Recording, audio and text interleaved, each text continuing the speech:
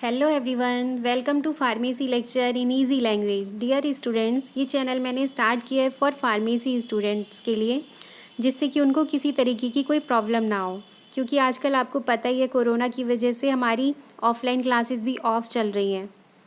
तो online classes के through मैंने आपकी प्रॉब्लम को शॉर्ट आउट करने की कोशिश करी है, जिससे आप लोग की स्टडी कंटिन्यू चलती रहे। तो मेरी ये कोशिश रहेगी कि आप लोग की जो भी प्रॉब्लम्स हैं, जो आपको हार्ड लगती हैं, उसको मैं शॉर्ट आउट कर सकूँ और इजी से इजी लैंग्वेज में एक्सप्लेन कर सकूँ, स्पेशली हमारे डी फार्मा स्टूडेंट्स के लिए जिनको इंग्लिश में प्रॉब्लम्स आती हैं।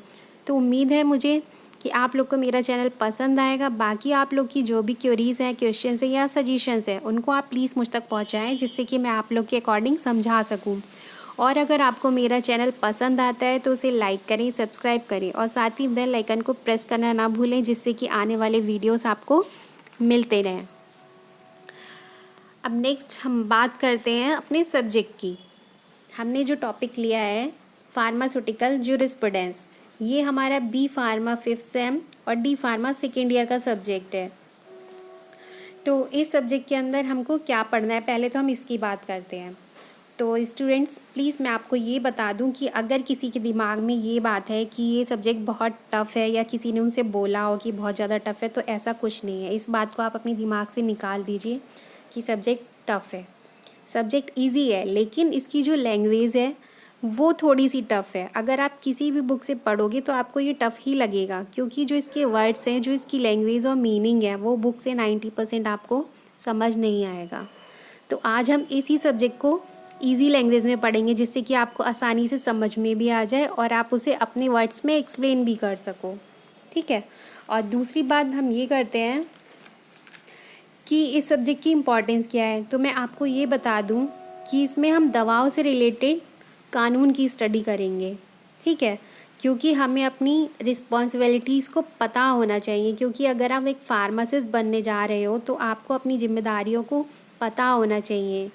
ठीक है, तो इन सब चीज़ों के बारे में हम पढ़ेंगे ज्यूरिस्प्रूडेंस के अंदर। और बहुत से एक्ट बनाए गए हैं, जैसे कि हमारा पहला एक्ट है फार्मेसी एक्ट। फार्मेसी एक्ट कब आया था और कौन सी ईयर में आया था, उसमें क्या क्या चेंजेस हुए थे, ये सारी इन सब चीज़ों की स्टडी हम करेंगे आगे। जो हमारे एक्ट हैं, का कॉस्मेटिक एक्ट बनाए, पॉइजन एक्ट बनाए, इस तरीके से बहुत से एक्ट हैं आपके सिलेबस में।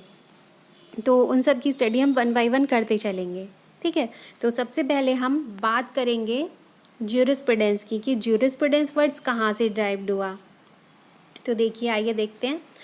ज्यूरिस्प्रूडेंस जो है हमारा ड्राइव हुआ था एक लैटिन टर्म से, जिसे हम बोलते हैं ज्यूरिस्प्रूडेंशिया। ज्यूरिस्प्रूडेंशिया जो होता है वो हमारा 2 वर्ड से मिलके बना होता है। पहला होता है ज्यूरिस और दूसरा होता है प्रूडेंशिया। ठीक है, ज्यूरिस का मतलब होता है लॉ, लॉ मीन्स कानून, और प्रूडेंशिया का मतलब होता है साइंस या फिर नॉलेज। अब दोनों वर्ड्स को अगर हम मिला के पढ़ें तो हम इसको बोलेंगे नॉलेज ऑफ लॉ या फिर साइंस ऑफ लॉ।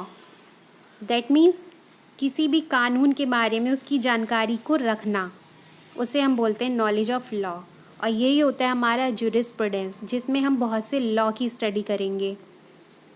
ठीक, अब नेक्स्ट अगली बात आती है कि ज्यूरिस होता क्या है, इसकी डेफिनेशन क्या है। ज्यूरिस होता क्या है? Juris is that branch of pharmacy, यानी कि ज्यूरिस जो है हमारी फार्मेसी की वो शाखा है जो डील्स करती है बहुत से लेजिस्लेशन को। लेजिस्लेशन का मतलब होता है कानून प्रणाली, और पर्टेनिंग का मतलब होता है संबंधित। तो कानून प्रणाली को जो कि संबंधित होती है ड्रग्स से, फार्मास्यूटिकल्स और फार्मेसी प्रोफेशन से। तो आगे अब हम जो बात करेंगे कि हम इसमें इस विषय में स्टडी क्या करेंगे। स्टडी करेंगे बहुत से एक्ट के बारे में, उनके नियम के बारे में और कानून के बारे में, जिनके अंतर्गत हम ड्रग्स को बनाते हैं, उनको बेचते हैं और उनकी देखरेख करते हैं। और यदि इनका पालन ना किया जाए तो कौन कौन सी हमको सजाएं हो सकती हैं, इन सब की स्टडी हम ज्यूरिस्प्रूडेंस के अंदर करेंगे। ठीक है, तो ये तो था हमारा बेसिक लेक्चर, जिसमें मैंने आपको बताया कि ज्यूरिस्प्रूडेंस होता क्या है, इसके अंदर हमको क्या पढ़ना है। ठीक है, तो अब हम नेक्स्ट लेक्चर में जब बात करेंगे तो हम अपने सिलेबस का फर्स्ट टॉपिक उठाएंगे, फार्मास्यूटिकल लेजिस्लेशन इन इंडिया। ठीक है, तब तक के लिए bye bye, thank you so much.